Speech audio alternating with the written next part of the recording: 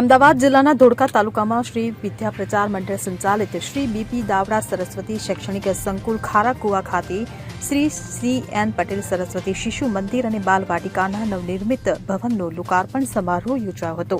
ત્યારે આ ભવનનું લોકાર્પણ પક્ષ પીઠાધીશ્વર પરમ પૂજ્ય 108 શ્રી દ્વારકેશ્વર લાલજી મહારાજ શ્રી કલ્યાણ રાયજી હવેલી વડોદરાના હસ્તે આ ભવનનું લોકાર્પણ કરવામાં આવ્યું હતું। આ કાર્યક્રમના અધ્યક્ષ તરીકે હરીશભાઈ રાવલ વરિષ્ઠ પ્રચારક RSS ખાસ ઉપસ્થિત રહ્યા હતા।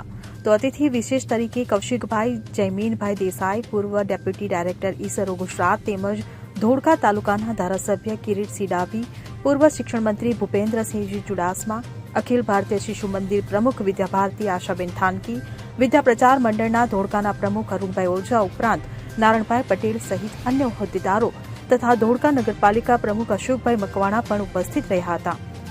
ત્યારે આ કાર્યક્રમને સફળ બનાવવા માટે મંડળના કોષાધ્યક્ષ માર્ગેશભાઈ મોદીએ ભારે જહેમત ઉઠાવી હતી। તો આવતીકાલ 15 ડિસેમ્બર રવિવારના રોજ સાંજે 5 કલાકે પારસભાઈ પાંધીના સ્વરે આપણી વિરાસત અંતર્ગત પ્રેરક વક્તવ્ય પણ યોજાનાર છે, જેમાં તમામ નગરજનોને પધારવા જાહેર આમંત્રણ પાઠવવામાં આવ્યું છે। બોલો સાહેબ। શ્રી વિદ્યા પ્રચાર મંડળ સંચાલિત શ્રી સરસ્વતી વિદ્યા સંકુલમાં આજ રોજ શ્રી CN પટેલ શિશુ મંદિરના ઉદ્ઘાટન કાર્યક્રમની અંદર ઘણા જ મહાનુભાવો પધાર્યા।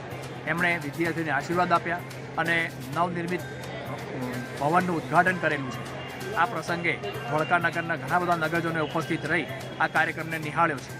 આવતીકાલે સાંજે 5 વાગે પણ પારસ ગાંધીના આપણી વિરાસત કાર્યક્રમમાં પણ સૌ ધોળકા નગરજનોને પધારવા હાર્દિક આમંત્રણ છે। ઇદ્રિસ શેખ સાથે CN24 ન્યૂઝ ધોળકા। હવે જુઓ દેશ દુનિયાની તમામ ખબરો તમારી આંગળીના ટેરવે। ઉઠાવો મોબાઈલ અને Google Play Store પરથી ડાઉનલોડ કરો અમારી CN24 ન્યૂઝ મોબાઈલ એપ।